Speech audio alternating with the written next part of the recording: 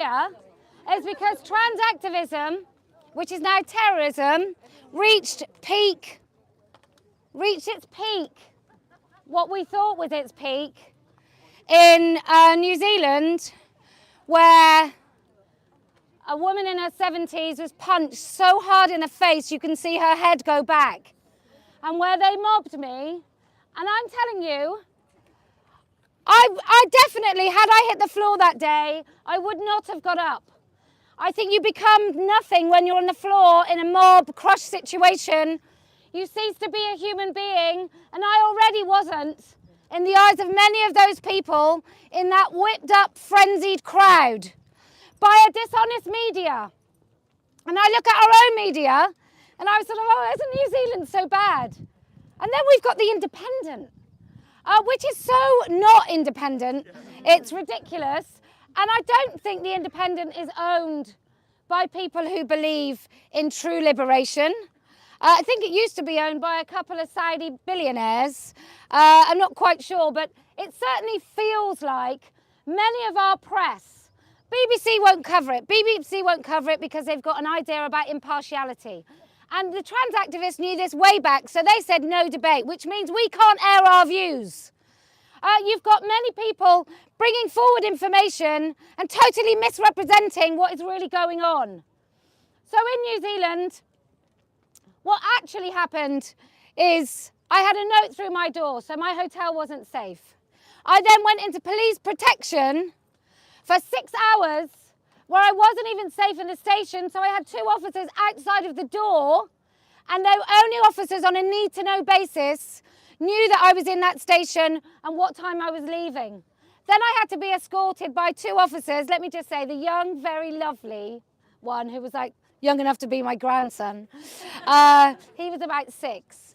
And he said, can I have a selfie before I got out of the car, which made me feel great. So we know all is not lost in New Zealand, and we know that there's many women that have been shouting into a void for such a long time about their rights.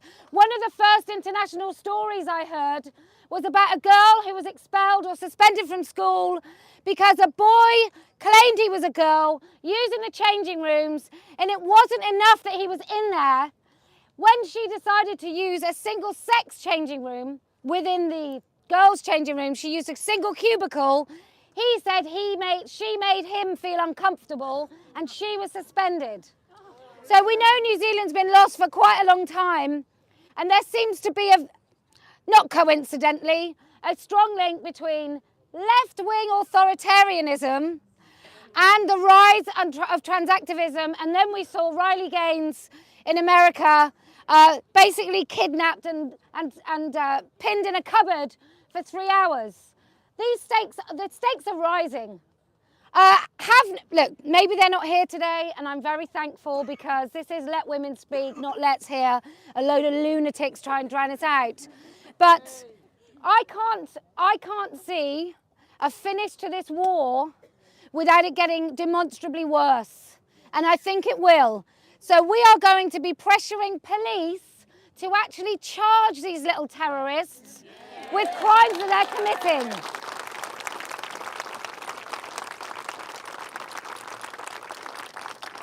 And one of the things I'm going to enjoy doing is going to the constituency of the most woke MPs with Let Women Speak, and actually with each and every one of you women that is proud enough to show her face here today. I'd like to see you try and take a seat in your own area. MP, councillor, PCC, this is what it's going to take. This is what they've done. Hell, I've got Helen Belcher on my council. Helen Belcher. Helen Belcher, who claims that he's been using women's spaces undetected. Undetected for years. I've been in the same space as Helen Belcher. Men don't pass. I'm just going to say, no man passes. Anyway, who's next? Yes, we'll take you, and then we'll take you in the hat. Hiya. Hi. Hiya. You're the one that does the things. So, No. we'll catch now. So, I just want to talk about the objectification of women and girls. And, the objectification of women and girls. and how porn is the driver for that, and the link between pornography and autogynephilia and women escaping, you know, the objectification. So when I went to Philia last year, I learned that porn is the leading driver of sex trafficking. Now, kids as young as 8 or 9 are exposed to pornography. And what do you think that does to a young girl, seeing that? And just seeing something like the Kardashians everywhere, you know, as this is as an example of what you should do. So no wonder girls are saying, I don't want to be like that. I want to escape from I don't want to be objectified. I'm going to cut my tits off. Okay, we know it's great being here. We have no amplification. If you'd like a conversation, which you might, can you just walk quite far away so that other people can hear the women talking, okay? And if you've got a male voice, really, really far away. Yeah, let me try and be a bit louder. So it's no wonder that girls are looking at porn and seeing what men expect them to do. I mean, boys as young as 8 are watching porn. And then Elaine Miller said on a podcast once that boys are watching pornography while they're having sex with the girls. They have the iPod behind the head or the iPad, and then they are just choking women and expecting them to do all these disastrous things. And then you wonder why women want to escape from this and cut their boobs off and say, look, I'm a gay man or whatever. And Mr. Menno has a fantastic video about gender dysphoria, about how autogynephilia is driven by pornography. So, I mean, I just decided to randomly speak today, so I hadn't prepared anything, but just look into it.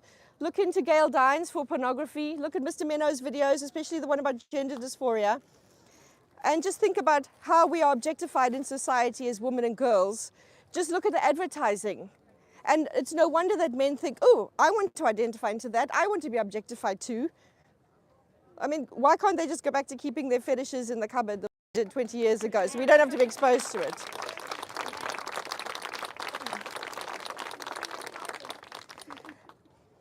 So yeah, just in a nutshell, just we never talk about porn and the link between pornography and autogynephilia and why women are trying to escape from being objectified.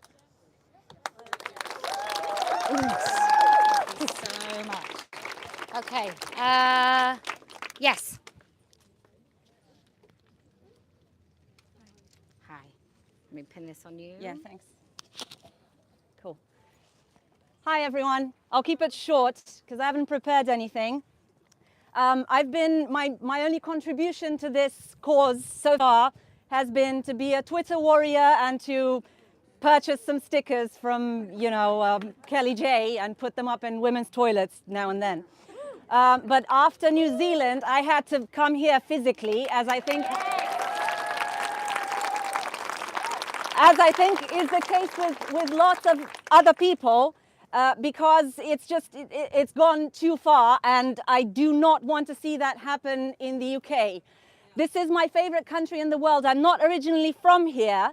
I came here from a country which used to be behind the Iron Curtain, which means that my parents and grandparents had horrible stories of living in a place where you had to say you thought what you didn't think and agree to what you didn't agree to and pretend that the truth was not what the truth was, so that you could have a life and an existence, and so that your children could go to school, and so that you could have a job. And I did not come here to the UK to see this happen because people are too polite to say it like it is. So that's why I just want to say thank you to every single one of you who's been showing up in person so far, and beyond thank you to Kellie-Jay, who has made this happen.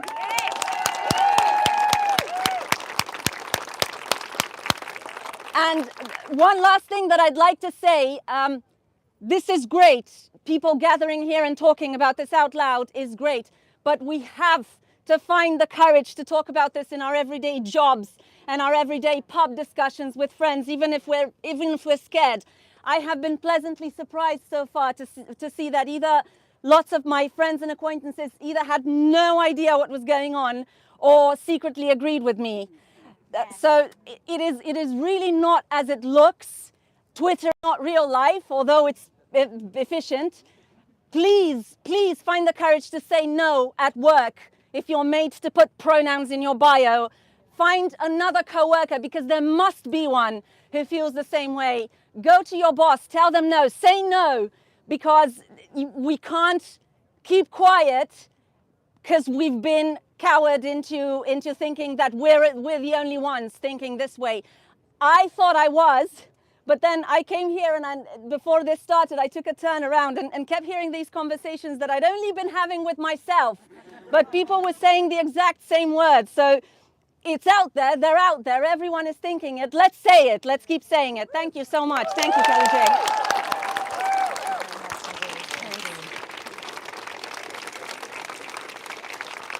Okay. Yes.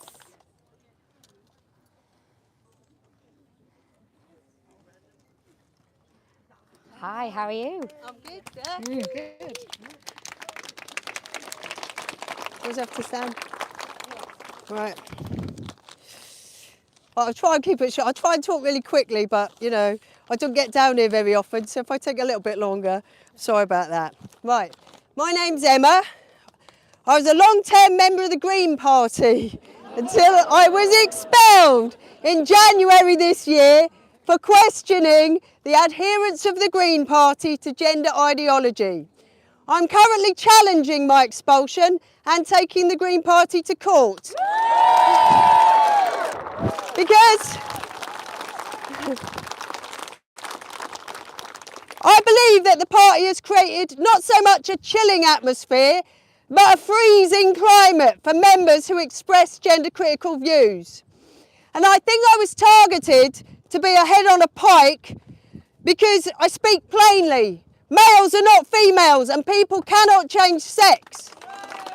And maybe because in 2020 and 2021, I brought a motion to the Green Party conference entitled "Ensuring Sex and Gender Are Not Conflated," which was about accurate data collection on sex and gender. I know it doesn't sound the most exciting thing, but for me, it's the sort of fundamentals, like what words we can use, what is our data, we're a sex, where's the data on it? Anyway, this motion was denounced as anti-trans and against green values by leading Greens. But I was listening to Alice Sullivan, Professor of Sociology at UCL, who spoke about data collection recently at a brilliant event entitled "Silencing Women, Academic Freedom and Unthinkable Thoughts." It's really good. In her presentation, Alice begins by outlining the importance of collecting sex-segregated data. She says, "Sex is an absolutely fundamental category across all of the disciplines that deal with human beings. So from biology to sociology to philosophy, sex is really important. It's not something that we can easily dispense with. So every discipline in the social and human sciences is affected by the demand not to use sex as a conceptual category, as an empirical category. It's a fundamental attack on academic freedom to demand that we stop talking about sex and collecting data on sex." She goes on to say, "The view that sex matters is not remotely controversial, yet many academics and students, of course, are too afraid to say it. So this isn't just an attempt to stop us from speaking, it's an attempt to stop us from knowing." Now I find that really chilling, the idea that basic knowledge about the world and ourselves as women should be deliberately obscured. And it's incredible that political parties discourage accurate data collection. So given my battle with the Green Party, some people may question why I'm fighting to get back in when I'm so disliked by them. Why don't I just leave the Greens to twirl off into gender identity land? And my reason is this: there are women and men in all political parties who are fighting for women's rights. And whilst I fully understand people's reasons for leaving political parties, every time a gender critical member leaves, it makes it harder for those left on the inside to challenge the misogynistic trans policies. People like Rosie Duffield and Joanna Cherry could not change what's going on in their parties without the support of other ordinary members. Because if you want to repeal the GRA, you have to be in it to bin it. and work from all sides. So I applaud Labour Women's Declaration and Liberal Voice for Women, and in the Greens, Green Party women who are all standing up for our sex and facing a barrage for doing so. Now, having said that, of course, there are many different ways to engage in politics, and the brilliant grassroots women's rights advocates in Women's Rights Network, WP UK, Sex Matters, Fair Play for Women, Standing for Women and Let Women Speak have demonstrated that. And this activity is so important, and I was out leafleting the other week with Women's Rights Network, and I realised the wariness in many women's eyes when you ask them what they thought about women's rights. And there's like a real fear, because you could see they're waiting to know what angle you're coming from before they're willing to speak. And then you maybe see the relief in their face when they understand it's okay to say what they really think. Now, when women speak out, it's not just academics and high-powered career women who are losing their jobs. And I have a very good friend in a minimum wage job who is facing disciplinary action right now for speaking up at work. If she loses her job, she won't be paying for a lawyer to defend her, because paying £350 to £500 an hour when you only earn about £10 yourself is simply not an option. So she will be doing a DIY defence based on For Starter, and good luck to her. And I myself have had to really think hard about taking legal action, because I'm not an academic. I don't have a high-powered career. I'm not an expert at anything. Instead, I consider myself to be like a foot soldier. I'm one of those women that would be at the amorphous blobs at the bottom of the Mary Wollstonecraft statue. That's me. So I've been thinking about what I can bring to the sisterhood as a foot soldier. And I think it's that I'm going to feel the fear and do it anyway. Sod the consequences. And I've come to, the sums involved in court cases are mind-blowing, but I've come to terms with the possibility that I could lose my house through this case, because though I'm confident I'm right, we all know the law can be a slippery bugger. One of the things that's made me push on with my legal fight, despite the risk, is because I do believe the statistics on climate change. I've got to do a bit of green, sorry. So while I'm an optimistic person, my vision of the future can be pretty bleak. And I think there's huge uncertainty about what life will be like in the next few decades for all of us. So the senior Green Party officers who were joking about my house being used as a Green Party base are in for a disappointment, as it's on the coast and the sea level rises could turn it into a paddling pool anyway. Now, this is Let Women Speak, so I want to talk about women and climate change, because I am at spirit a green. It is nearly done, look, I ain't got much left. Right. A UN report in 2022 forecast that women and girls will bear the brunt of the impact of climate change across the world, and in particular in the developing world. The adverse effects of drought, floods, hurricanes, extreme rainfall events and sea level rise often impact women more than men. Women depend more than men on natural resources, yet have less access to them. And women often bear a disproportionate responsibility for securing food, water and fuel. Climate change is a threat multiplier, meaning it exacerbates tensions in fragile and conflict-affected settings. It escalates conflict-related sexual violence, human trafficking and child marriage. And as things get harder, girls are more likely to be taken out of school to help in the house. And climate change brings increasing risks to maternal and child health. Research indicates that extreme heat increases incidence of stillbirth, and climate change is increasing the spread of illnesses such as malaria, dengue fever and Zika virus, which are linked to worse maternal and neonatal outcomes. And when disasters strike, women are less likely to survive, and in the aftermath, women and girls are less able to get access to relief and assistance. And I don't think any of the conditions above are improved by more authoritarianism from any side or type.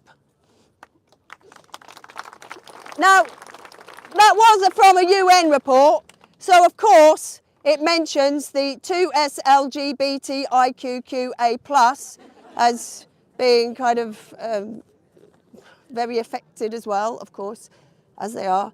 But one of the things, even so, one of the things about this report that I found really refreshing for a UN report was that highlighted throughout the report was the need for more sex disaggregated data to be able to fully understand the role of women in the context of climate change. This report stresses throughout, you must collect the data on sex.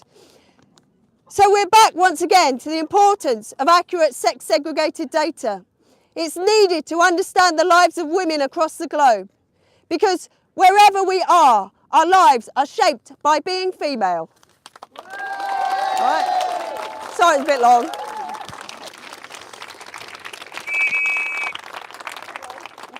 See, all voices are welcome, even those that come from a party that both believes in science and can't recognise it when it comes to biological sex. So, okay.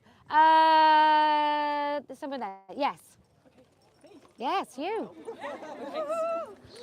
Oh, can I just say, if you recognise this outfit, it caused a little bit of a furore when I was in Melbourne. I think it was this that was the controversy. It was the yellow. Go for it. Thank you very much. It was the polyester, yeah, Jesus. Wow. Hello. I'm chuffed to bits to be here. This is the first time I've ever turned out to an event like this, because like a previous speaker, yeah, I went on Twitter. I set up an account a year ago and I can knock out a pithy tweet like any of the best of you. Mostly I target people like UN women, or unwomen as I like to call them, because I save my real best insults for them. No, I'm here to say that, yeah, Twittering is not enough. Showing up is all it's about. And to anyone watching, wherever you are, we have got to turn up, because we have freedom of assembly. So we have to assemble. We have to be together speaking this. We have freedom of speech. Use it or lose it. I'm absolutely convinced that this won't be the first and last time I turn up. And I don't know where I'm going next, but I'll follow you anywhere. So this is 2023, but I am reminded that Kellie-Jay Keen is our modern day Emmeline Pankhurst. And when she was in Connecticut in the United States of America in 1910, she made the freedom or death speech. Not me. No, that was Emmeline. That was Emmeline Pankhurst. So sorry, easy to confuse the two. And she made the freedom or death speech because she believed that women's rights, the right to vote, was something that we should be prepared to go to the ends of our limits, of our capabilities to achieve. And we're back there now. It's so important. I just want to read you the very last line of her speech in Connecticut that she made. She said, "I come to ask you to help to win this fight. If we win it, this hardest of all fights, then to be sure, in future it is going to be made easier for women all over the world to win their fight when their time comes. Our time came, it's now, and we're getting on with it." Thank you.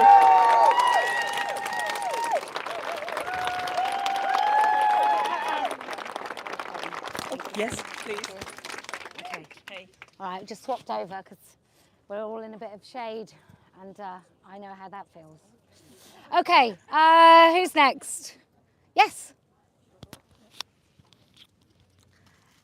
It's going to be so long till we get to you, mate. It's going to be so long. So many women. I'm sure you have.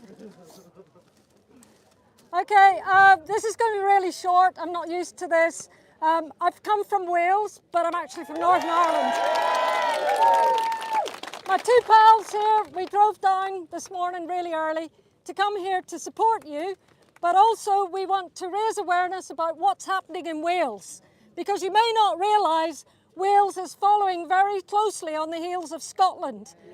Wales is a disaster. The Welsh Government, and that's a Labour government, has become a dictatorship. We are living in a dictatorship and not a democracy. They have published a new LGBTQXRYZ action plan. And that action plan has a foreword from the Welsh Labour leader and the leader of Wales. And it excludes sex.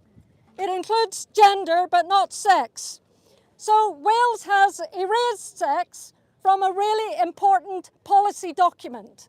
If there's no sex, how can we monitor and improve things for women and girls in Wales? If there's no sex, how can we have same-sex attraction for lesbian and gay and bisexual people?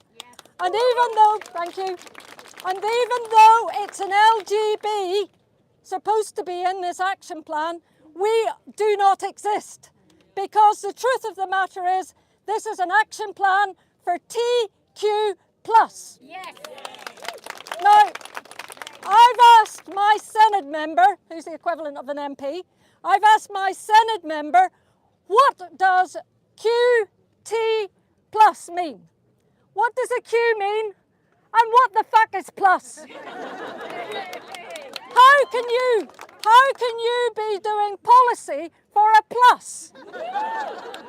So unless you want this to happen in England, because it's on the agenda in Wales, unless you want this to happen in England, you need to go and talk to every single MP in your constituency. You need to go and educate them. You need to make yourself a pain in the arse and go there and make sure they know what you think and know what a woman is. So is there anything else? I'm a wee bit nervous, sorry.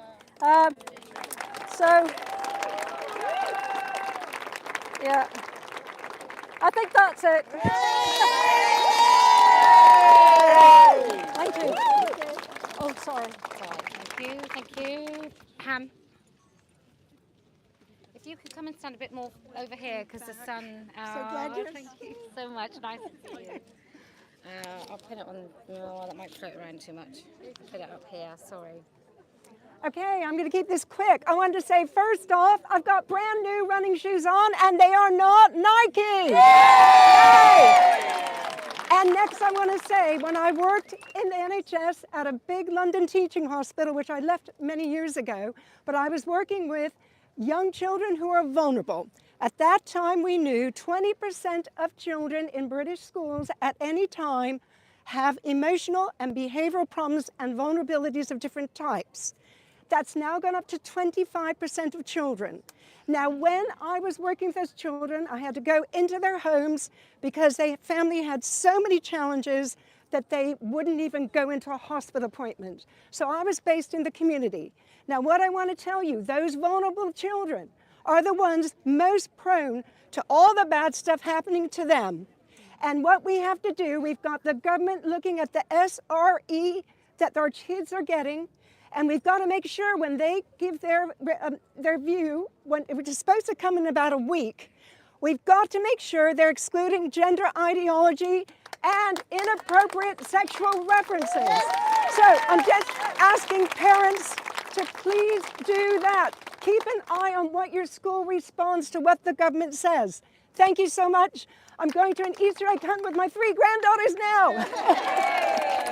Thank you so much. Lovely to see you. Lovely to see you. Yes. Yeah. I don't know why. I thought you just nodded I at did. me. I did. Right, come and stand over here because the sun's just going that way. So I'm going to talk about my mum, which is very different to other people. So my mum came to the UK in the 70s. And when I see things that describe women as being cervix havers, I think about my mum trying to understand that information from the NHS. And I think about the fact she would have known what a woman was within about a week of getting here, because every language has woman and man. You know, not the same word, obviously. And then again, I'm going to be very quick. I thought about my mum when she was dying, and she had dementia, and her carers could have been males. They could have been males with gender recognition certificates. And she wouldn't have understood that near to the end. And that's why I'm here. We need words that mean woman and that mean what we say when we say woman. And we need them not to have caveats. That's it. That's all I've got. I don't know about the UN or anything like that. Quite all right. I just want one thing. I want you to find your voices now, because every month we come here, and in fact we go to different parts of the country where these really devoted, committed women who are absolutely hell-bent. Actually, if you find yourself stepping forward, can you just hold firm? Because otherwise you're going to get far too close for comfort. So if you're standing at the front, if you're standing at the back, if you could just take a step back, that'd be great on this side. Thank you so much. It's just, I've had a bit of mobbing in my time. And this might be the nice variety, but it still isn't great. Now I lost my thread. It's like being on a live stream and answering the comments. And then, go on, say? We're saying if you can find your voice. If you can find your voice. So there's these women. What do we call them? Marshals or stewards? It depends what country. Stewards, right? And sometimes they come to different countries. They've come to Scotland, and many of them are coming to Ireland. And they facilitate this, and without them, none of this happens. And they're headed up by, she's quite shy and retiring, quiet woman, Iris. So if we can have a big cheer. Louder! Louder, louder, louder! Can I just say, Mary and Una both clap themselves. I'm just saying, we're not American. We don't. No, but seriously, they do. They come and sometimes they stand for 2 hours while deranged, entitled brats scream in their ears. And this happened in America. It happened in Australia. It happened in New Zealand. I don't know if the TRAs are the same people in each country, but they behave exactly the same. They really are. When people say they're not homogenous, they really are a homogenous group of entitled, middle class, no consequence brats. Because I know that we don't come here with amplification, us women, and there'll be some women in this crowd who are even less likely to be able to get away with committing a crime. Certainly in New Zealand, the Maori women are more likely to be incarcerated than any other woman in that country. They don't get away with behaving like absolute animals at all. In fact, they don't get away with not paying a fine without going to prison and being legally charged. So I just want it recognised that these trans activists are behaving the same way everywhere. And so I really hope, start writing, be squeaky wheels, that's what they do. Be squeaky wheels, write to your MP every day of every week until you get a response. Send it by snail mail, send it by recorded letter, get a signature on that. Make sure it goes to them every day of every week. This is what we're going to have to be, because women, what we do is we just go, oh, okay. Oh, it's really bad, but I'll just sit down with my mate, have a little wine about it and a cup of tea, and then I feel okay about it. That's just not going to be enough. You really do have to be, look, we're going to do it peacefully and quietly until quietly, I'm not saying we're going to be deranged, but until quietly doesn't quite work, and then we're going to have to up the ante. We're going to have to make sure that we cannot be ignored any day of any week until this gets changed. And even if the government changes, and I don't really have any hope, but if the government changes and we get Labour, we're all fucked. Yes. I mean, I say that with a heavy heart because I used to vote for them. I'm not sure if they changed or whether I just woke up a little bit. I'm not actually sure what the truth is. But if Keir Starmer gets in and Labour get in and Angela Rayner, we're all absolutely, we really are screwed, because they may save the poor working man, although I don't even think that's true anymore. But they may save men somewhere along the line, maybe some union boss, I have no idea. But they're not going to save your spaces. They won't care about you. They'll push through that GRA because they're morons. And what Labour have advising them is a load of entitled, spoilt brats who've been dragged up through. They're the only ones that can afford internships. Therefore, they're already quite wealthy and they're policy makers now, because actually we don't have any normal grassroots people being able to be pulled through and actually start doing jobs that change and influence. So we just are going to have to do it ourselves. There is an uprising of the working class throughout the world, and we're either part of it or we sit back and we let them get crushed. So we have to be part of it. We are women as a class, not in a feminist way, but just as a kind of a recognised way. We are women. Most of us are going to suffer disproportionately through any policy that crushes the working class. So that's why we have to do it. As Louise says, if you haven't been here before, come to Speaker's Corner. It's like a pilgrimage. And if you don't know Louise, look her up. She's on many a live stream. She's amazing. Georgia. Go back to looking over my shoulder. I've got to keep this brief, even though it's actually 4 minutes long. Women, democracy has failed us and will do so again and again as things stand. And this is about government by consent, by the way.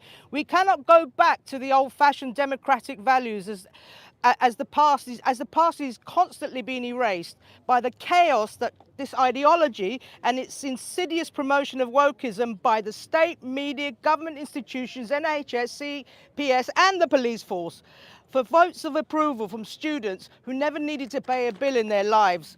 All of these key institutions have created a psychopathy in people, which leads to more male violence and turns the police as key outliers for this psychopathy, many of whom are gaslighting the general public or on the streets breaking the laws that they are meant to enforce. The changes to the political landscape as overseen by the decline of our cities and towns and followed by the collapse of essential infrastructure and breakdown of traditional life with any sense of public morality, where online porn is now shown on daytime TV slots, create a psychopathy, and hung governments have conveniently allowed this. Note that, hung governments. Right, coalitions with Greens and Liberal Democrats have ensured that onerous private members' bills come to fruition to keep up the charade of who is not responsible in government, right? For whatever reasons, growing numbers of people no longer exercise responsibility for the society in which we find ourselves. This is all managed by the professional managerial classes of now woke individuals delegated on a huge scale to external organisations and lobby groups, government by remote control. Woke policies mean that the gap between those who provide and those who consume a public service widens with bad laws which exacerbate practical difficulties, leading to an attitude of indifference, whatever loyalty to the issues existed in the past. The bureaucratic patronage that developed from these woke policies are no different to what existed in the Victorian era. And I did mention this at the Pride demo in 2018, that we're being taken back to the Victorian era. Great demo if you haven't seen it.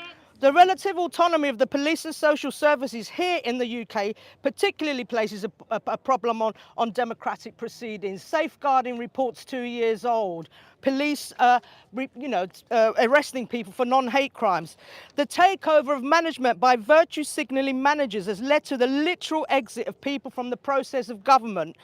That is why their consultation on GR reform still stands at 5 inquiries, despite women being kept in the dark by state-controlled media machines such as BBC and Ipso. Awareness of the political dimensions of our lives has become a lost sensibility. Hence, the management of our own affairs is no longer grounded in our consent to be governed, but is now something imposed on us from which we feel no sense of real responsibility. Democracy means putting into practice the social values of the community as a whole, because we believe it is right to care for the old and sick, to educate the young, and to maintain law and order. And that political action is required in order to translate words into deeds. That's political action by our politically elected representatives. In a democracy, every member has the inalienable right to play a part in deciding what those policies should be. Equally fundamentally, every individual has a responsibility for the consequences of whatever decisions are taken. We cannot abrogate this responsibility. It is a right of citizenship. Inevitably, it carries out the necessity to retain ultimate control. Right, how can we guarantee that this is not what is wanted, that consent to be governed can be withdrawn if we are policed in a manner in which we did not give our consent to? We need an effective system of accountability, for in a democracy, it is only by the consent of the people that authority to govern be delegated, and that consent is given on one condition: that those who act on our behalf withhold themselves accountable for their stewardship and not seek the easy route out, pandering to increased numbers of perverted and violent men. Women and children are the mirrors to your psychopathy. You will not erase us. That's lovely, thank you. Jan?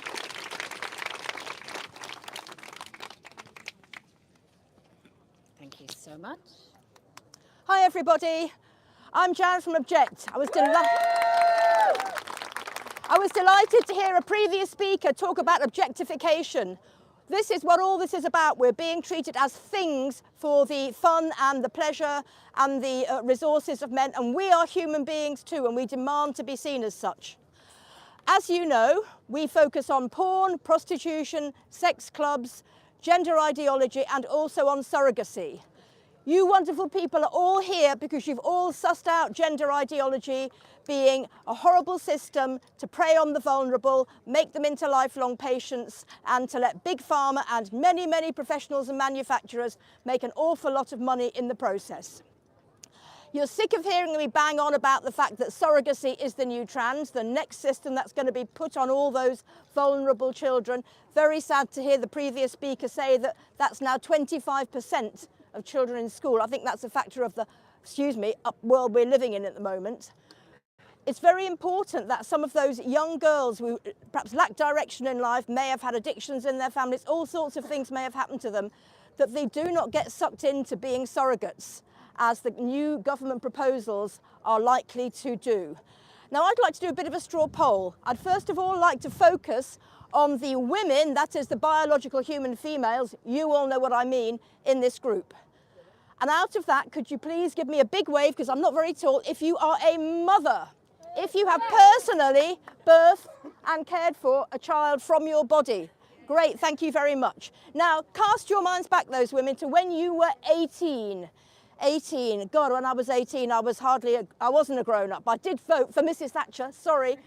But because I wanted a woman in power, person who's 18, how can they possibly know what it is like to bear and care for a child? How can they know physically what it's going to do to their body? Nobody knows. People die in childbirth in the best of societies, particularly in Britain, if they happen to be black. How can you know economically the effect it's going to have on your career, on your ability to bring money into the home and to feed the mouths you have to feed? How can you know psychologically what it's going to do to you? That overwhelming love that comes over you when you see this helpless baby. And in some cases, I have to confess, that overwhelming frustration and hatred when the little bastards really, really get your goat before they have turned into human beings, which in my experience happens around 25. How you can't possibly know what that's like. Or maybe I'm wrong, because the government seems to think that you can drift into this at 18 and it's fine, it's fine.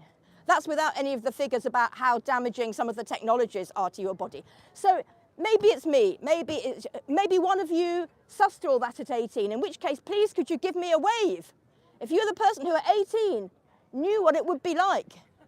Oh, I was going to say, come and speak to me in the pub afterwards and fill me in, but please go away and tell your MPs, use the template on Nordic Model Now, look up objectnow.org, inform yourselves on surrogacy. Otherwise, in 20 years' time, we're going to be here talking about all those poor kids who've surrogated themselves and the awful things that have happened to them. Thank you.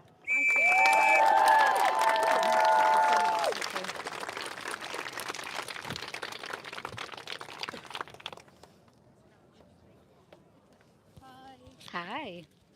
I'm going to clip this onto your... And could you stand a little bit further Yeah. over here, just because the sun is really creating shadow? Ready? Yeah, go for it. Hi, I'm going to be brief. I'm here today with my 16-year-old daughter. First time she's come. She was frightened to come before, but she's come today after seeing what happened in New Zealand. She wanted to speak, but she's a bit too shy, so I'm just going to say what she wanted to say. We need to get this ideology out of the schools, because at least 10 people in her school are saying they're trans or non-binary. Most are girls, most are same-sex attracted or gender non-conforming, some not. Educate and Celebrate is one of the organisations in her school. They actually had Sexpression in recently, and on their website they actually have as inspirational people to print posters out and follow Jeffrey Marsh. So anyway, that's all I've really got to say. I just want to speak for her, so thank you for listening. Oh, sorry. It's all right. Let's hope, look, if your daughter wants to speak next time, we would love it. Educate and Celebrate, should we have some information on them? Yes. They were the group that went into a primary school called Bewley, I think it is, a primary school, and on their website they had love has no gender, love has no race, love has no age. Now, shall we guess who's the patron of Educate and Celebrate? Peter Tatchell. Yay! Let's have a cheer for the 14-year-old who says that he had sex with men at 12 and 13. On Peter's website, it's still there. He had sex with men at 12 or 13. Doesn't say he was raped by them. He had sex with men at 12 or 13, and they weren't like dirty paedophiles. They weren't really paedophiles. It was all consensual. And this is what Peter Tatchell promotes. So would I think he was the right person to be part of anything that goes anywhere near children? Absolutely no way. And can I just say to the lovely people at GB News, stop having him on! Jesus Christ! We don't have Gary Glitter on, do we? Like the Christmas rendition, and here to advise, Gary Glitter. And I am a little bit, look, I refuse now to go on. I don't lower myself to debates with bloggers on the television, because I think I've got better things to do, often just watch my nails dry. But I will not sit across from someone who claims to be a woman, some parody, vile mockery and parody of women. I just won't do it. And so you won't find me on these debates anymore, because I think the words that I've got to say when I just speak about women are more than enough. That's why it's called Let Women Speak, not Let Women Speak and then let us speak about men. We're not speaking about men, we're speaking about women and our right to our language, our spaces, our voices, and everything associated with us that women before us worked so bloody hard for. Okay, who was next? Next. Yes.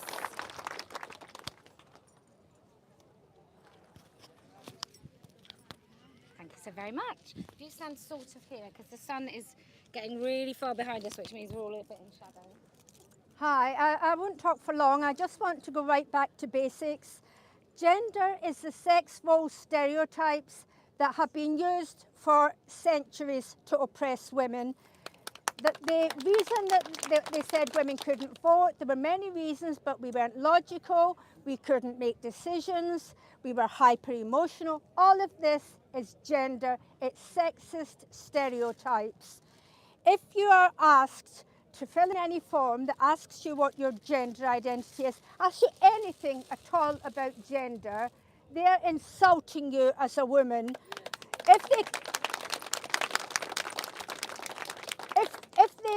If they call you a cis woman, they're calling you a Stepford wife. It is so insulting, it is beyond words. If they ask you what your sexuality is, if they say, are you a lesbian? ask them, what is your definition of a lesbian? Because if they say that that definition is same gender attracted, that is profoundly lesbophobic. That is the erasure of lesbians. And the same applies to gay men. They're erasing gay men, but you know, I'm not here to talk about men. But we just need to keep that in mind. I'm very keen that we understand this idea of the fact that we are being subject to a psychological harm. There's a term, moral injury, when you're being forced to say something that is harmful to yourself, that you do not believe in, that is harmful to people that you care about. When you are forced to use the word gender to refer to yourself, you are being degraded, you are being injured, you are being abused. And I'm afraid that the NHS in this country, that the police force, that all of these organisations that are using the word gender to refer to women and to refer to lesbians, they are insulting us.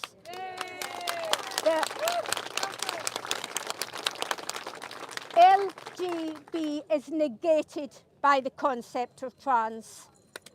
There is no LGBTQ blah blah blah. There is LGB on the one hand, and then there's the T and all the other crap on the other. So please remember what gender is.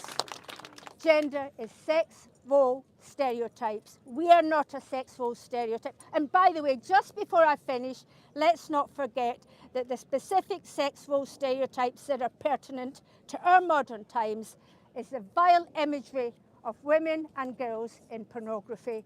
That is what they're saying a woman is. That is not what we are. Thank you.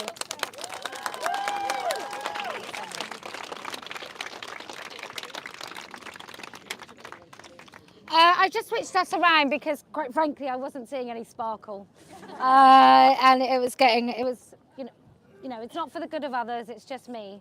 Okay, who else would like to speak? Yes.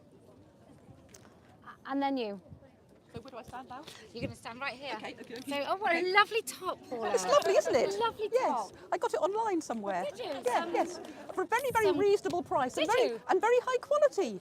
Well, I've heard it's mostly funded by the Heritage Foundation. Yes, yeah.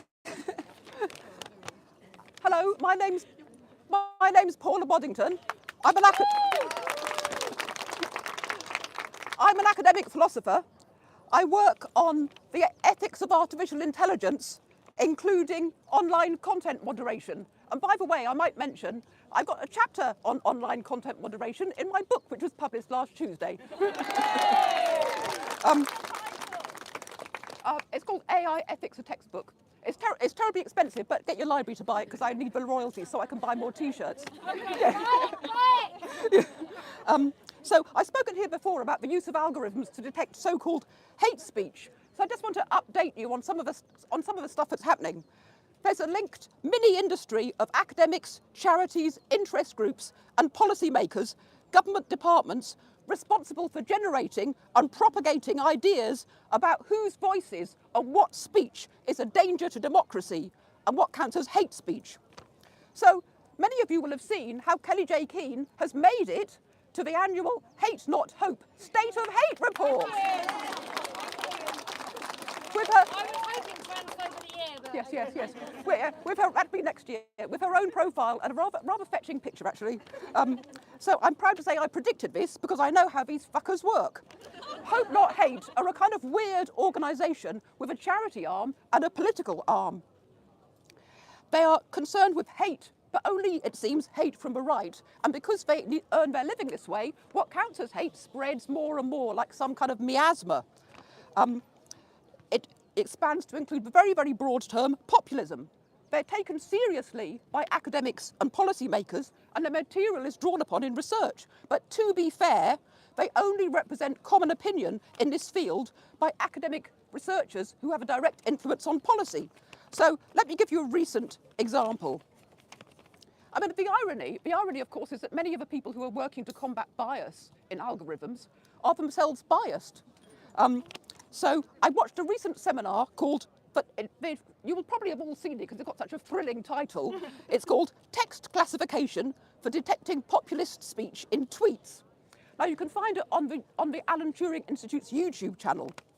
The starting point of these researchers, based at Manchester University, and so by the way, the Alan Turing Institute has got a policy arm, an ethics arm, which then is very influential in influencing the civil service and government. So this is all part and parcel of a great big industry which is going to possibly be used, well, it will be used in the online safety bill and so on and so forth. So the starting point is that populist rhetoric is tricky because people do have freedom of speech, but it could undermine democracy because populist speech can make people aggressive in response. But of course, as we know, aggression is often wrongly attributed to very, very people who are actually being attacked. So the researchers define populism in this way, that you have a notion of pure people versus corrupt elite, always in opposition. The leaders claim that they represent the people, and they are the solution. So if you think about it, there are very, very many people who could be labelled as populist. I mean, supposing there is a corrupt elite, if you thought that, you'd be labelled as populist, and there'd be people writing algorithms to get your stuff taken down. So there's a general definition of populism, and then how it works, they have to write algorithms that's going to detect tweets or material online that will fulfill this definition. So they then go on to mark 5 hallmarks of what counts as populist speech. But in the research they did, you only have to have one of them for your speech to be classified as populist. So listen to this and see how many of us are going to be populist. So you constantly refer to and advocate to the people. For example, you might say something like, let women speak. The use of personal pronouns to connect with the audience, like you or I or me. So for example, if you say something like, I never lose, then you might be a populist. The language is used to call out and criticise the elite. So academics are now on the side of the elite. And they use what they call the technical term metonymies, which are alternative words to refer to things. So in this research, they say, for example, if you talk about number 10 when you mean the Prime Minister, that's like a kind of in word for what you talk about. But social media policies mean that people have to use alternative words in order to get their stuff online past the censors. So they've created an industry whereby people are doing things which then classify you as populist.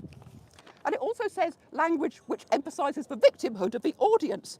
But of course, what does that actually mean? I don't think anybody here thinks that we're victims. It's the reverse. We're not victims. But if you're talking about actual abuse, actual injustice, are you going to get classified as representing victims? So that you note also that in part of this research, they try to define what counts as populism. Then you have moderators who classify how well the algorithm is working. Who are these moderators? We have no idea. They're probably just, I don't know, they're probably somebody they found in a pub or a graduate student or something. Do they have the expertise and wisdom to think about the implications, or are they immersed in a particular culture? I mean, I actually could talk for a long time about how shoddy a lot of his work is. But in summary, starting out, if you remember, the aim of detecting populist material online is supposedly to prevent aggression and to prevent dangers to democracy. But this needs to be seen as part of an entire linked system of academics, charities, policymakers and the government, where somebody like Kellie-Jay Keen ends up being labelled far right, with her life literally in danger, and with her and those who wish to attend her events and speak subjected to aggression and violence. So such work thus needs to be seen as part of a system which causes the very thing that it purports to address. Give me 1 minute, just give me 1 minute. On our live stream behind, you might see a rainbow flag, and I know for some of you, it still might mean something. And so I'm just going to say what it means to me. It means an authoritarian cult. It means not giving a shit about women. It genuinely means that whilst we pretended to be for lesbians, we actually aren't. We took your labour, we took your loyalty, and we turned it against you. And we put it in hospitals, and we put it on our police forces, and we put it in our schools. And everywhere I see this fucking flag, it just makes me think, this is the brandishing of authoritarianism. This is the destruction of our rights.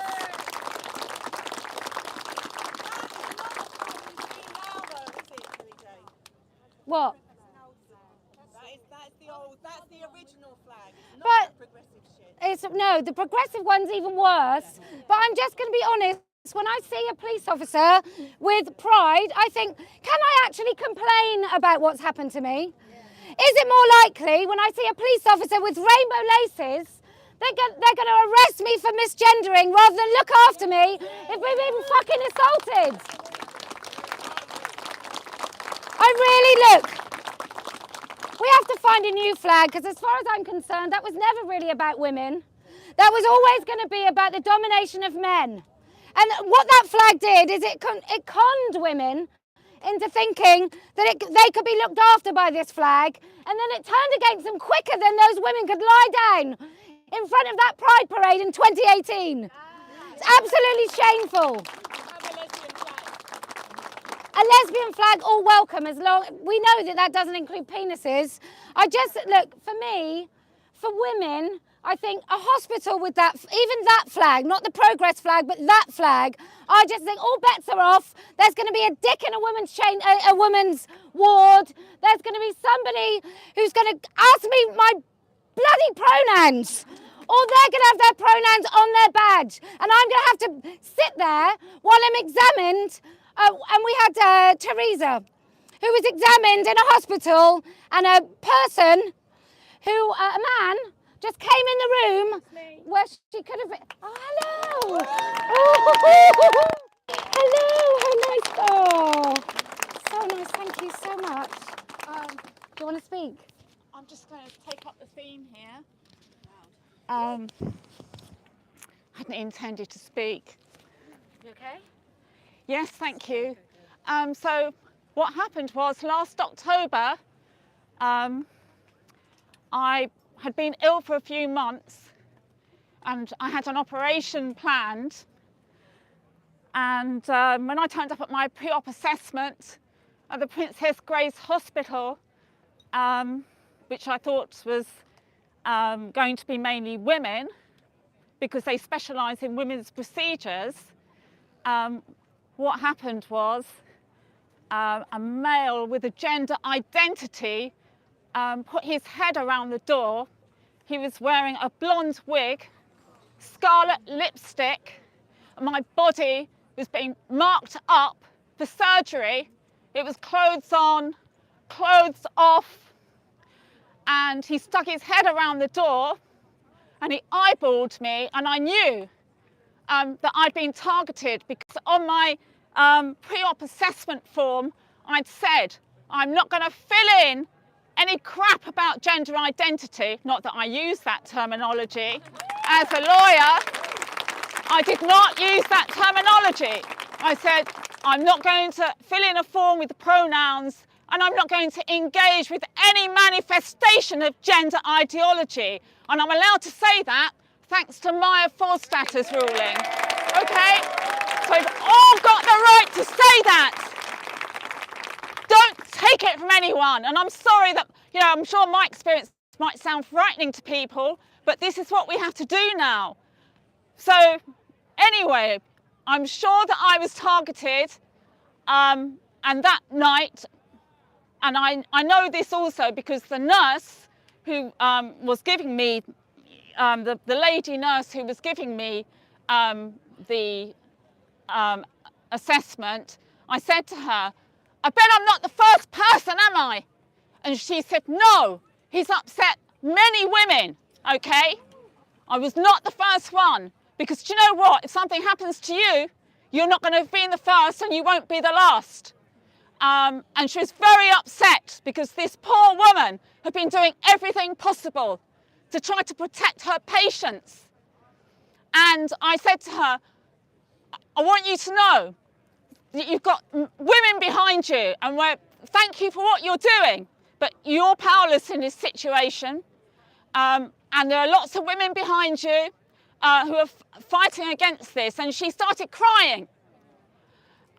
So that night I wrote her an email, and I said, I complained about the patient dignity breach, and that's what it was. It was a patient dignity breach under Rule 10 of the CQC fundamental standards. So I knew what it was, and I also made a demand for same-sex intimate care because I knew that I was going to be immobilised after my surgery that was very serious. And I was going to be immobilised, and as soon as I saw him, I thought he's going to be looking after me while I'm immobilised, so I've got to put up a barrier, which is like a bigger barrier than I had intended to put up, because I never expected to have to make that demand. But as soon as I could see that that hospital didn't have proper boundaries in place, that they would allow, because there was no lock on the door, there was no curtain around me, he just opened the door, he made direct eye contact with me, and it was very obvious what was happening. So I asked for those two things, and it was properly phrased, and next thing, my operation was cancelled with 1 working day's notice, okay, 1 working day's notice. And I'd already had visits to A&E with a perforated intestine. So it was basically like cancelling the operation of a person with appendicitis. That's the equivalent of what they did. They said, we do not share your beliefs. We're not going to accommodate your request. I'm sure this is not what you want to hear, but we suggest you make alternative arrangements. And that was the CEO of Princess Grace Hospital. She signed that letter, all right? So that's like saying, well, you know, apparently it was a collective decision, but that's just like following orders, isn't it? And we've seen that before in history, okay? So it's a real pleasure to be able to, I'm glad you raised this, Kellie-Jay, because, you know, Kellie-Jay Keen was the first person to reach out to me, and because I'm not media savvy at all, and she made contact with me, and she tipped off the press, and it precipitated an avalanche of protest.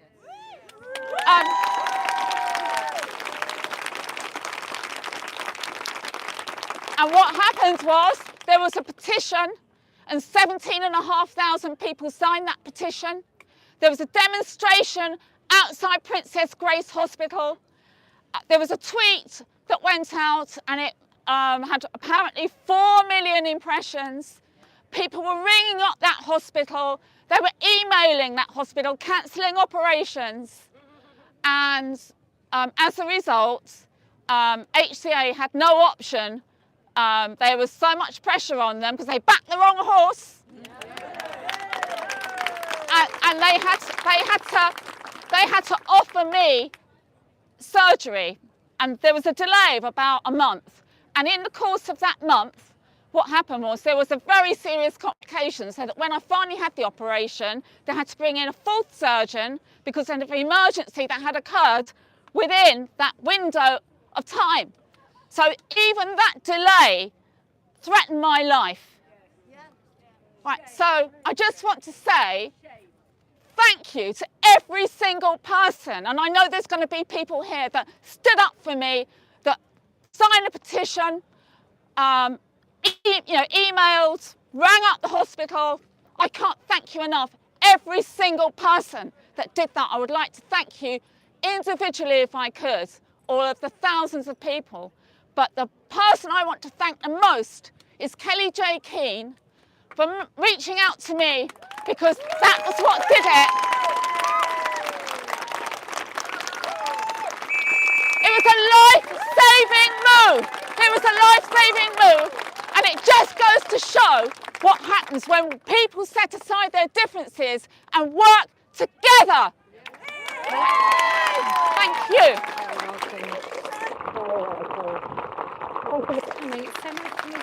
Yeah, thanks. I've emailed you. I would stand with your party. So we'll Yeah, no, amazing.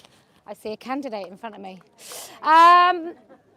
Okay, like these are, it's weird, isn't it? Because I'm sure we all stand here and we all are, you know, we pat ourselves on the back for that wonderful tweet or signing a petition, and we never really see the real world difference it makes. And it really does. I made a real world difference with some tomato soup. Who knew? Do you know that New Zealand Prime Minister who couldn't answer? Well, it's complicated. You've come a bit at left field.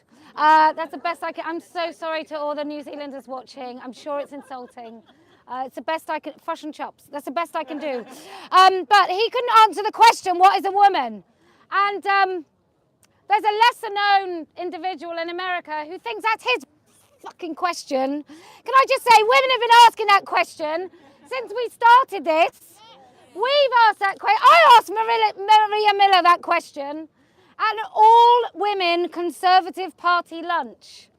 It was so posh. For those of you that are old enough, it was very much like all the French and Saunders characters who are stuff and nonsense in that one room. There was an awful lot of, in fact, it was a bit like being in a male-only space because there was a lot of guffawing. But I asked Maria Miller, what is a woman? And she sort of said, it's complicated, can I get back to you? I was like, mirror, maybe? So, I don't know, this whole room? Just say she is? That would have been fine. But this is a question we've been asking. Anyway, the New Zealand Prime Minister has asked this question. It's absolutely not gone on flag. It's absolutely not gone throughout their media. In fact, what is their media story today is the first single gay man has given birth. I mean, it's absolutely just bonkers. So they won't tell you about their Prime Minister who can't answer the question, what is a woman? But they will tell you about a gay man who, on his own, immaculate conception, just him with his sperm, has given birth to a baby. Through his penis, I'm assuming. Flamboyant though it might be. Okay, who's next? Yes.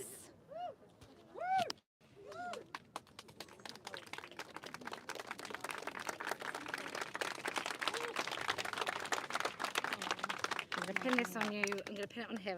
Lovely. Thank you. Ooh, okay. So naturally, I want to start by saying that a woman is an adult human female. Similarly, a man is an adult human male. And of course, you can't change sex. And if you're watching and you think you can, I'm sorry. Gender ideologues want self-identification to supersede sex in law. They want self-declaration to dictate the sex-based rights allowed to each of us. This completely ignores the necessary and evidence need for single-sex provisions, such as prisons, sports, DV shelters and toilets. There are many women and men who do not consent to the removal of these single-sex provisions.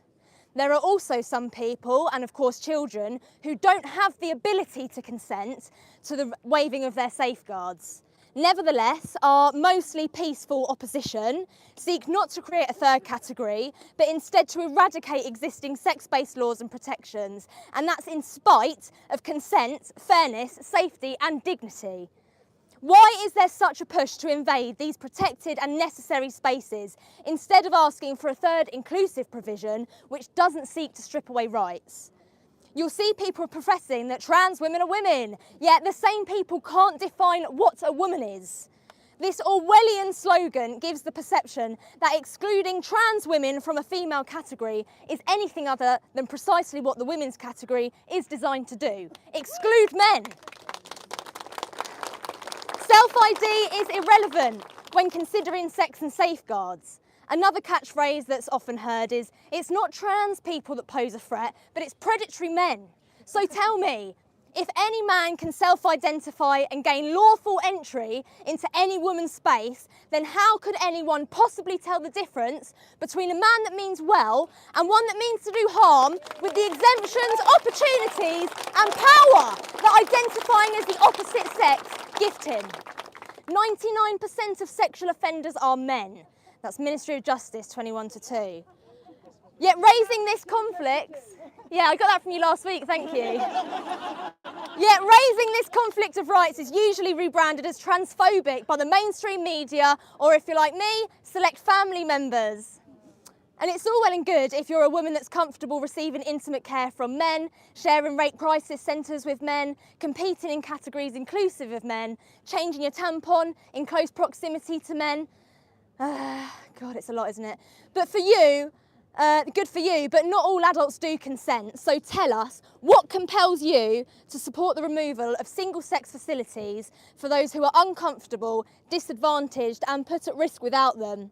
Haven't you heard of the urinary leash? Have you considered what women in prison think of your just be kind activism when a bloke rocks up in the cells?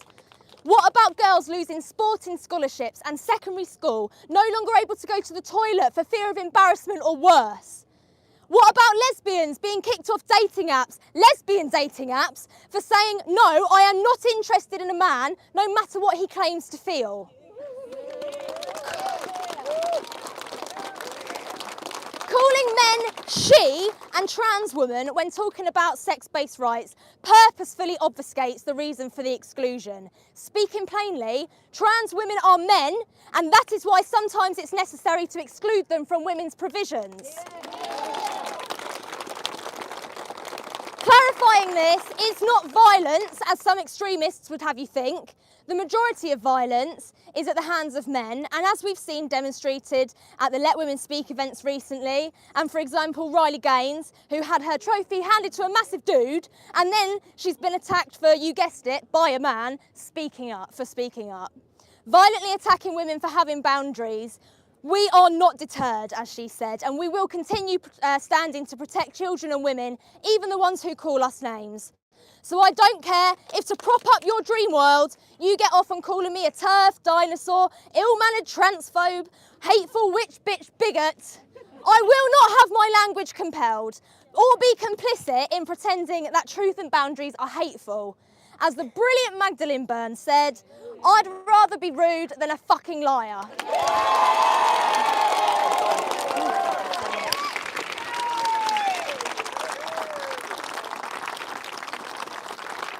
I just want to have a quiet message to young women who may or may not be watching, and girls.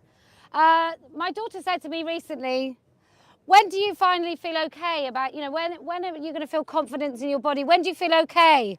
And I said to her about 3 weeks when I was 37. That's when I sort of thought, it's probably 5 years after I had my last baby, or 3 years after my last baby, and I finally fit into some old clothes, and I used to be like a 4 or a 6.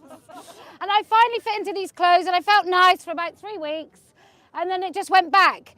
And I just said to, you don't ever look in the mirror and think, oh my God, my body's amazing, but you think, actually, there's nothing I can do about it. Like I can either, you can exercise. Who does that? Riley Gaines, and I saw her swim. You can exercise, you can diet, you can do all those things, but actually, they don't make a damn bit of difference to how you feel about the body that you're in. You just find a way of accepting it and think, nobody else cares. Like when you walk down the street, if you're feeling unattractive and horrible, people don't walk past and go, oh, look at Kellie, she's looking awful today. Nobody even notices you. I think that's the thing that we all remind our kids all the time. You're not that important to other people. You have to find peace within yourself, because that's the person you've got to live with your whole damn life. So don't go and try and prove, don't try and fit in with your friends. This is why when you have 2 girls that are anorexic, you have a whole friendship group that becomes anorexic. This is why bulimia spreads, cutting, and now being trans or non-binary. That's why this spreads, because we constantly seek approval and to fit in with girls around us. And the truth is, you're never going to do it. You're never going to fit in with that person. Your best friend might always be prettier. She might always be more clever. She might always be more confident. She might always be everything that you really, really think you want to be, but she isn't you. And so that's, I think, really important that we teach our girls in particular, and now our boys, because I think that they are becoming accustomed to the more female socialization, which requires this sort of weird acceptance and just becoming the same, these individuals becoming the same as everybody else in their group. And I think it's happening to boys, and I think we ought to be really, really careful. Look, I know what female socialization is like. I've been the victim of it for a really long time. But, you know, we just have to be careful, and we just have to keep telling our daughters all the time, you're fine, exactly as you are. Like, it's absolutely fine. And I'd like to see girls and teachers in schools, I'd like to see programs in schools that aren't like rainbow clubs, but are just like girl clubs, maybe where you have inspirational local women. There was a woman that lived down my road. She was the first black principal of a secondary school in the UK. She's an MBE. And now if she went into schools talking to girls, I think that would be remarkable. Paris Lees, not so much. Okay, who's next? Oh yes, I'm so sorry. You're just so polite and female that I just forgot. Conditioning. Where do I stand? Where do I Right sit? there is lovely. You can stand back a little bit. Okay. So much. Well, I think this monster has to be attacked at the top. We have to cut off the head of the snake. And that's what Kellie-Jay Keen is going to do to Neil Starmer, the cardboard cutout. So because of that, I want to add a small addendum to the speech of the lady from Wales.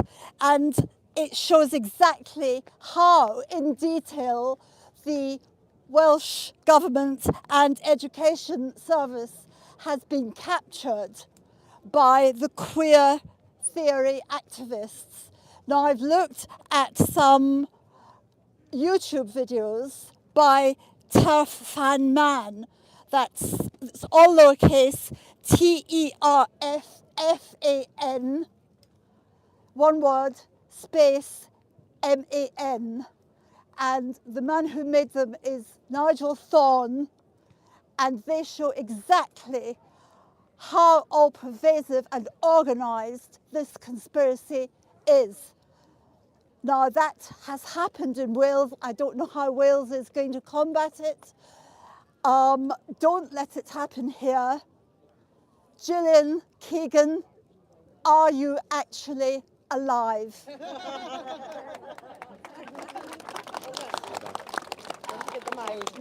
Oh, the mic. Sorry. Now I thought you were going to talk about repealing the GRA. Can I just hear who would like us to cancel this legal fiction and no? I don't want to see your hands. I want your voices. Can we have a cheer if we'd like to repeal the GRA? Rishi. Okay. Who else would like to speak? Yes. Come. Now, I always have to remember to let Kelly put the microphone on and pay tribute to the magnificent work she's been doing lately and her work in uniting women. So I'm in the peculiar outfit, another number coming, I know they're boring, but 200 years since sex segregation became a legal concept. And that was the result of the work of Elizabeth Fry, the first woman in history, that's an adult human female by the way, to give evidence to a House of Commons Select Committee. Yes? A little fact that got omitted at the House of Commons the other day. Sadly, there was no time for questions.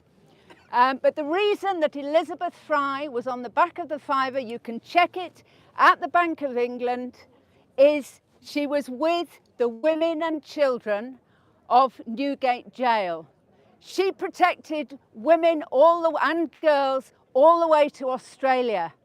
When I get really down, and that is quite frequently, I read the journal, very readable, of Elizabeth Fry. And she complained about, well, not complained, but she despaired of unhelpful actions on her own side, shall we say, in a lovely diplomatic Quaker way. Now, I was an inmate of HMP Holloway 3 times. Yes? I know the women who are so-called vulnerable.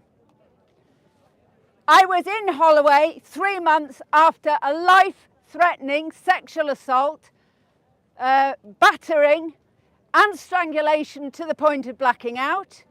And my first night in Holloway was the first night I slept really, really well. Yes?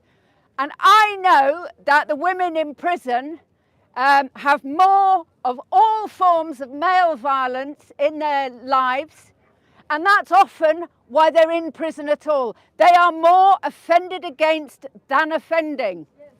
In tribute to Posie,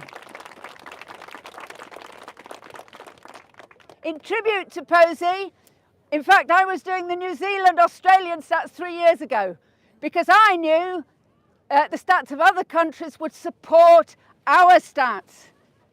And if you triangulate the stats, 99% of sentenced sexual offenders are male. 2002, 22. 88% of those sexually offended against. Remember, I taught a man consent while he was raping me, so I even failed to be a victim on that occasion. So we had New Zealand, Australia facts ready to send to Australia. In fact, I looked them up last night. Thank goodness I did that because we've had 2002 figures out too. These are the Irish and EU figures. Thank you, friend. And we have postcards, ably assisted from Posie. And I don't want to upset anybody in Northern Ireland, so I'll print out some UK ones. It would just be the wrong weekend to do that, wouldn't it? Yes, but these are the stats. The fact that our friend, earlier I can't see her, was able to say 99% is because I have looked up 12 countries. I always have to say, I'm telling the MOJ in Scotland, I'm always having to say except Scotland. I've tracked down their their sexual offender stats. None of their stats are disaggregated by sex at all. I have spent the weekend adding to my FOI, asking for the sex disaggregated stats by sending them the sex disaggregated stats of New Zealand. 5.5 million population, just like Scotland. Sending them the stats since 2007 of the Republic of Ireland. That one there. Yes? So their sex disaggregated too. And they're a population of 5.5 million. As it happens, and I will be going to Belfast next week, and as it happens in Northern Ireland, it's 99% too. You can cite that with absolute confidence. You can cite the 88% with confidence, and with even greater confidence and great relish, may I encourage you to cite Jolyon Morn, KC, who tells us that less than 2% of all rapes result in a conviction. Those, if you triangulate those three stats together, you will compound the effect of any one of those stats. And that's why this is so important to us. Finally, I promise, sex segregation. I only knew that from doing LGBT support work in Russia, by the way, where Elizabeth Fry had got her talons in and was segregating, God bless her, even from England. Sex segregation does rely on getting men, male, however they gender identify, out of sex segregated spaces, but it also depends on the stats I have seen that, as a rule, adult females do not sexually offend against anybody, let alone adult females and including children. Of course, the majority of children who are sexually offended against and raped, that's by males. So it does exist, but as my postcard said, female pattern sexual offending is the exception that proves the male pattern sexual offending rule. And in Quakers, we have to test our truth. I've been testing it for 5 years, and now I'm bankrupting myself by publishing it. We will have a report. And I know that Elizabeth Fry, in a very Quakerly fashion, is kicking my arse to get the report of all this evidence into a published book that can be on the desk not only of every MP before the election, but every single candidate. That's me done.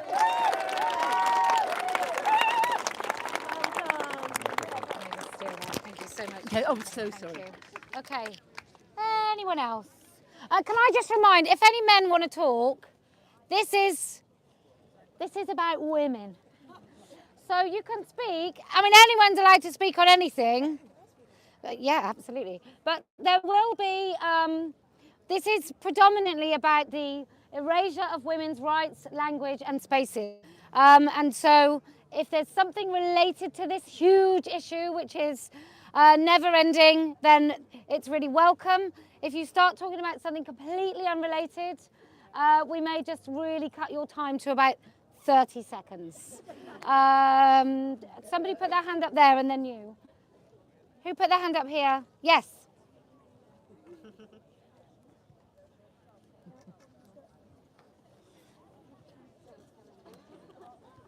I'm so sorry. That's all right.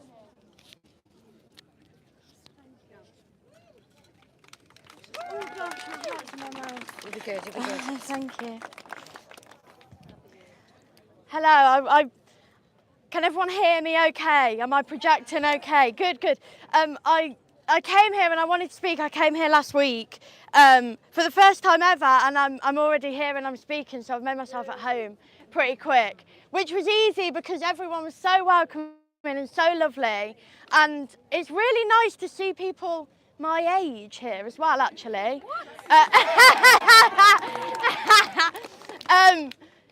Nothing against the older generation, obviously, but it's really nice to see my generation, for once it feels like, actually standing with that generation. Because it's a great shame that they don't. And I think it's because they don't quite understand. And do you know what? That's actually disregarding the fact that this trans ideology co-opts loads of young, feminist-leaning, probably would-be women's rights advocates, lots of politically astute, educated, academic young women, and how convenient that women that lean towards care for women's rights have been co-opted by a movement that say, you know, the best way that you can do that is to accommodate men. It's so bizarre, and the best way that you can rebel against gender stereotypes is by absolutely enforcing them as the truth, we have to affirm this gender identity as the truth. It's the antithesis of everything that I'm going to say liberal feminists claim that they support. And I'm begging, please connect the dots. Please connect the dots. And I think so much of it is fear and concern, and it's all that compelled speech, and it's all of that young female socialisation which is so prevalent, and it's not wanting to rock the boat, and it's not wanting to be a horrible, scary lady like all of us here. But I'm pleading, these are not horrible, scary ladies. I mean, unless we want to be, I think we give it a go, but they're really not. And there's so many different types of women here, and everyone has their differences, and everyone has their own theories on what it's all about and whether it links to this agenda or this. I don't really care that much about that, because this issue in and of itself is important enough. Women's sex-based rights is the big picture. That's the big picture.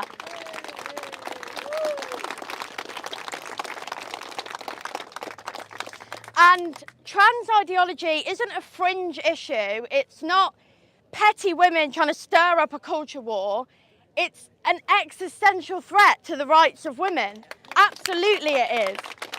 Because if we are erased from the law, from data, from our own bloody language, then we cease to be people. And when women cease to be people, we're objects.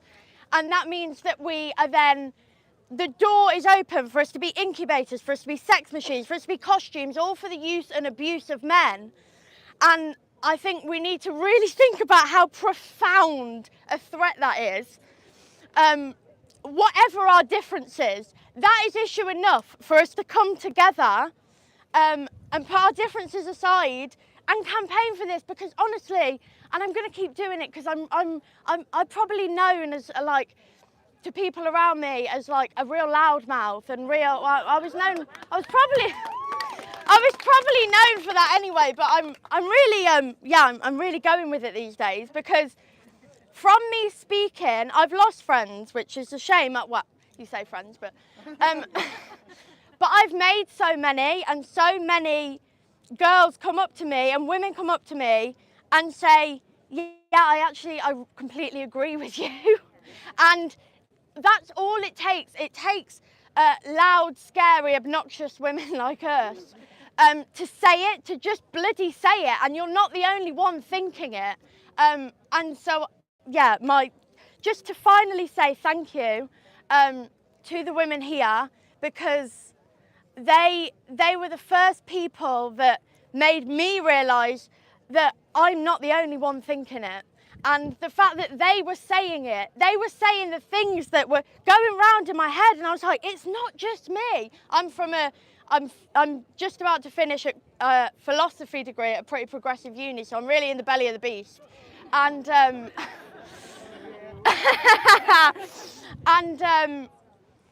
yeah, so seeing women like this, talking about this, I think that is the only thing that stops you from going a bit mad from the gaslighting, that when they tell you that black is white and white is black, and it's not. We know that women are adult human females, and we know that trans women are men. God's sake. Thank you. Thank you. I brought myself back from my 20-year-old self. Came. Yay for the obnoxious women. Yes. Yes, okay.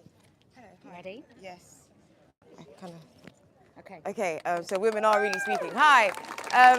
Thank you for this. I'm one of those people who were thinking it and didn't know there was a crowd of people also thinking it. I did not have a problem with anything to do with trans when I was in 2020, because I believe the trans rights at that time were human rights. And I still believe that they have human rights, but they should not take the rights of females that were there before that they were there. I know it's strange, but you can have that confusion where you think, I do believe in everyone having the right, and then want to not say anything. I was walking the park today, and I've come to say this. I had an experience with someone who identifies as a male and was not telling the truth to me. And if it comes to the point where they are allowed to do that, there are a lot of people they're going to deceive. And I don't know how to say it, but I was deceived, and I was not allowed to be upset for my deceit. And if that keeps on going, there's going to be more people who are going to be deceived, find out they're deceived, but they're not allowed to say, you have lied to me, you have deceived me, and I'm the one who is a transphobe because I'm upset. So that's why I'm here saying something today. I'm very grateful that there's lots of people thinking this, because there is more that's going to happen. And if we don't fight, more people will have to stay in silence. Thank you so much. Thank you so much. Thank you. Lovely. Thank you so much. Going on? Yeah. Hiya everybody on Speaker's Corner. I want to thank everybody who's come here today. I know it takes a real courage to come here in the face of all of the slurs and the onslaughts and all the things that happen to stop women meeting together and talking about women's rights. So, for yourselves. Also want to thank Posie Parker for all her work to build these events up to create what we have now. Like,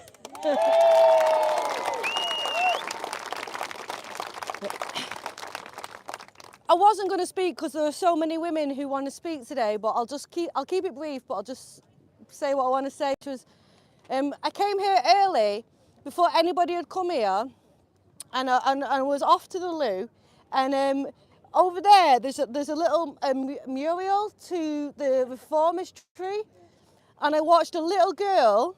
She was looking at it and she was taking pictures and saying to her mum, mum, look at it, and she was taking pictures, and God bless her, she looked about 9, 10, 11 years old. She knew what Speaker's Corner means for women's rights, you know, and like, this is what it is.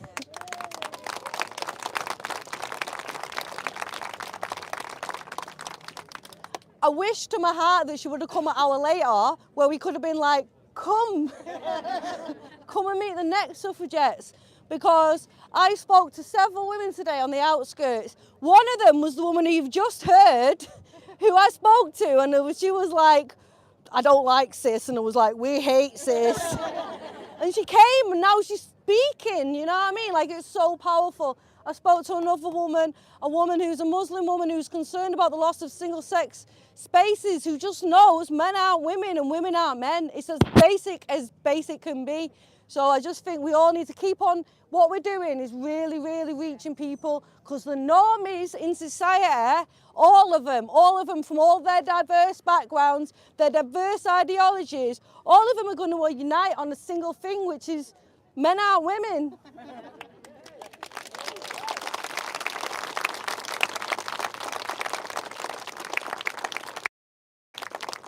And it would be okay to say that some men are women if it didn't have such detrimental effects on women's rights. This is the problem, and this is what they see. It's okay to say to your little friend, like, oh, right, yeah, you're a woman or whatever, but on society-wide levels, to say men are women impacts on women's rights.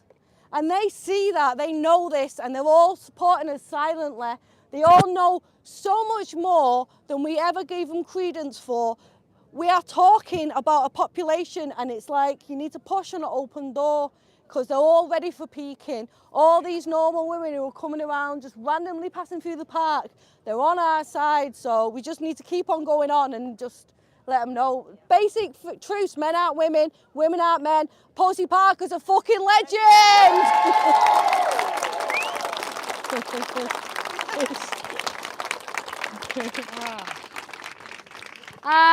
I was so happy that I paid that mob to try and crush me to death, because it really has brought me into a status that I'm quite enjoying. I have to say that. Anybody else? Yes.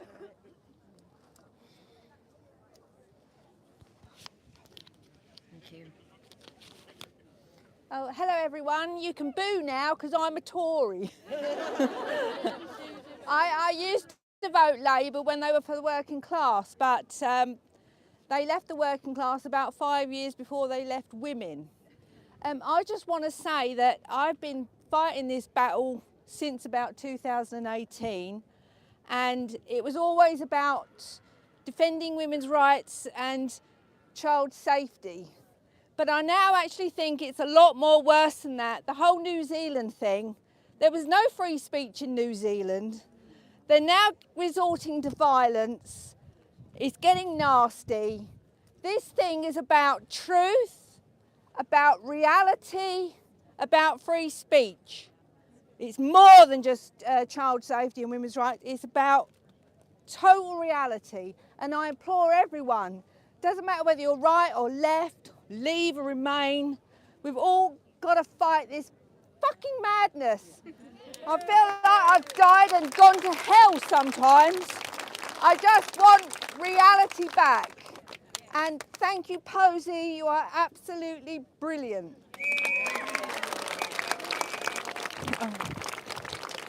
Oh, sorry. Thank you. Somebody else was here. You have to wait. Yes. You don't even have to say it so quick, mine. I'm still want you mic Okay. so everybody at home can hear you. Okay. Block Billy Bragg. That's it. That's a speech. Thank you so much. Aren't they just great, these lefty men? Just, can I just say, I don't know if any of you saw the cartoon of the big hand. and a very fat, old-looking version of myself. What was interesting is when I first saw it, I thought it was on my side. Because it was so absolutely what's happening, which is this big man's hand telling the women to shut up. That I genuinely thought it was on our side, but no. These men just leak. I call it leakage. It's when you don't mean to tell people exactly what you think while telling people exactly what you think. And you hear it all the time when these lefty men speak. Billy Bragg, for example, he said the other day it's something about women's rights, and it's nothing to do with women's rights. It's an attack on women's rights. So we know that they simply just hate us. They just hate us unless we are on our bended knee, pleasuring their egos. Yes. I'm gonna pinch your top. Thank you so much. Hi everyone, I wasn't actually planning to speak, it's my first event. Thank you. I'm 21 and thank you. So I used to work at a school a couple of years ago, and I think one thing that really stood out to me was when this transgender ideology started to be introduced into schools. So I worked at a boarding school, and I think what was really significant about that is you'd have international students from all across the world coming into the UK for the first time, and there's a couple of students I'm thinking of in particular. So they came to the school for the first time and they were biological women, and when they actually came to the school they spoke to the teachers and said, actually I identify as a boy. And when they did this, the teachers actually hid that from the parents. So the parents had no idea that this was going on. And I think that's really significant as well, especially you imagine you're sending your child away, not only to a boarding school, but from a different country. And you have no idea that that's going on, and no idea like that your child is feeling this way, no way you can support them or reach out to them. And this was all hidden from the parents. And I think we were told to go along with this, and for me, that just seemed really despicable. And then they started introducing things like, anyone could use the same toilets, and LGBT education into schools, Pride Month, all of this is being transcribed. And I just think this is so dangerous for children and young people, the fact that this is being introduced into schools. And I think this is being perpetuated on social media as well. You've got TikTok, for example. So I talk about this on the media quite a bit. But when a child, for example, if 13 is the minimum age that you can use TikTok, when you look up anything, you're talking LGBT, mental health problems, anorexia, depression, all of that. When you search that on TikTok, within a couple of minutes, that will be spammed on your explore page. And for 13-year-olds seeing this content, that is extremely inappropriate, and it will corrupt them. And I think it's for vulnerable, especially when you're that age, you're listening to content that you're too young to understand, and I think that's completely wrong. And I think having conversations like this is extremely important, because these are the next generation of children and young people that need to stand up, especially for women's rights. Thank you. Thank you so much. Thank you. I saw hands, female hands, yes. I'm going to pin it also to you. Sorry. Okay. I hope I'm loud enough. Am I okay? Bit louder. Okay. Hi, I'm Jess. I'm 19 years old and I've just come out of education. After lockdown, everything just accelerated. 2 people I knew came out as non-binary or trans. One of which was a close friend of mine, a person I knew since primary school. And it was very upsetting. He's had mental problems in the past.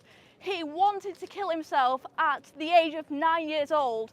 And after lockdown, he said, Jess, I'm non-binary. And I was like, what do you mean by that? And he was just like, I don't know, I'm confused. He's now doubled down on this and claimed his name is Lucy. And it's just a shame, because I just think this is somebody who's been failed by our system, failed by the education system, the NHS, who's meant to support them, and now they feel a need to basically chop their willy off. It's completely ridiculous. And then afterwards, a year later, at sixth form, we were taught Happy World Pronouns Day. We were celebrating pronouns, and then with surgery, it was completely fine. Transgender surgery was seen as a positive thing. It was seen to relieve people. It was seen to stop suicide. But normal surgery, which we're teaching girls, normal surgery is out of order. What's with this double standard? I completely don't get it. But to contradict what my good friend Anna just said, I actually do believe there's hope at the end of the tunnel when it comes to TikTok. So recently I made a TikTok video debunking this claim, which this transgender activist said that women can, trans women, as in men, can have periods. And I said that's complete nonsense. And I was accused of gatekeeping periods. But it's so amazing to see all the support here. I feel so inspired every time I go to one of these events, and I think we need to speak up. So thank you. Thanks. Okay, you're very welcome. Well done. Right, unless there's any... I'm going to do this. Okay, so the police have been here, and they've been here for a really long time, and I'm very, very grateful. And they did it because they wanted to protect our right to speech.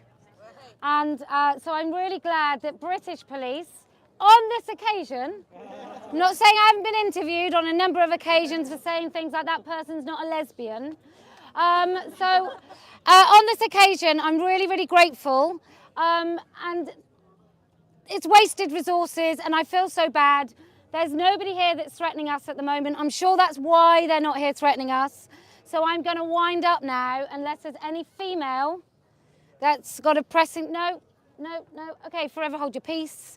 Okay, so I'm going to wind it up because I think it would...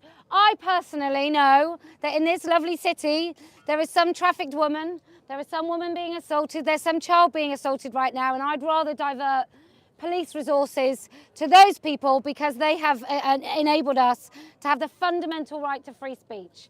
So can we just have, they won't hear us, can we just say thank you to the police? Thank you, please. Thank you. Thank you. Thank you.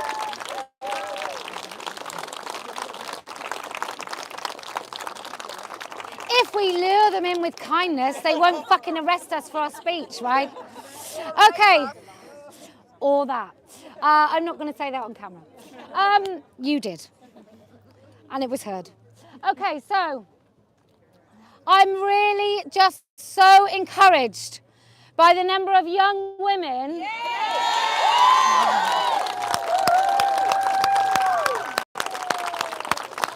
that are beginning to speak up, because every time one of you speaks up here, you may get a barrage of abuse, and I'm absolutely sure you will. But I've got plenty of Nazi gold that I can share and provide some sort of bunker, me and my friends. So I'm sure you get a lot of abuse, but what you will do is you will enable so many women your age and girls to actually speak up for themselves. And that's what we all do every time you speak up, every time you grimace when someone goes, trans kid, or says something that's preposterous.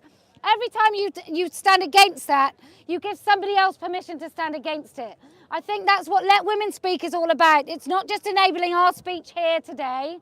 It's enabling the speech of so many women literally around the world to be able to speak.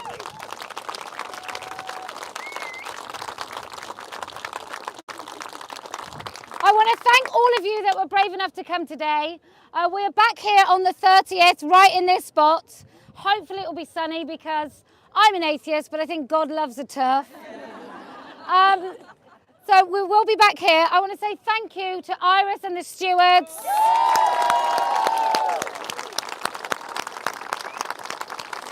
If you don't know who Iris is, she's literally the woman who doesn't age. It's really annoying. I kind of almost don't like her for it. Anyway, yeah, let's get it. Go, chase them.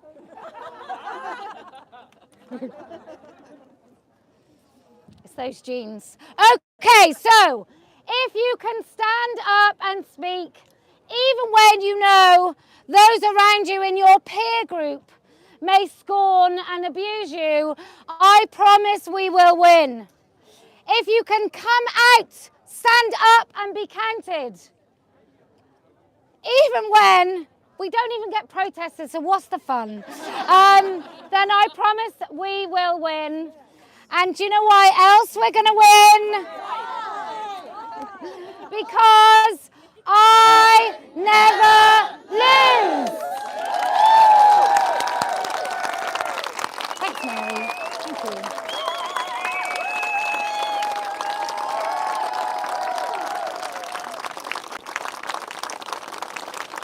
So wonderful. Thanks so much.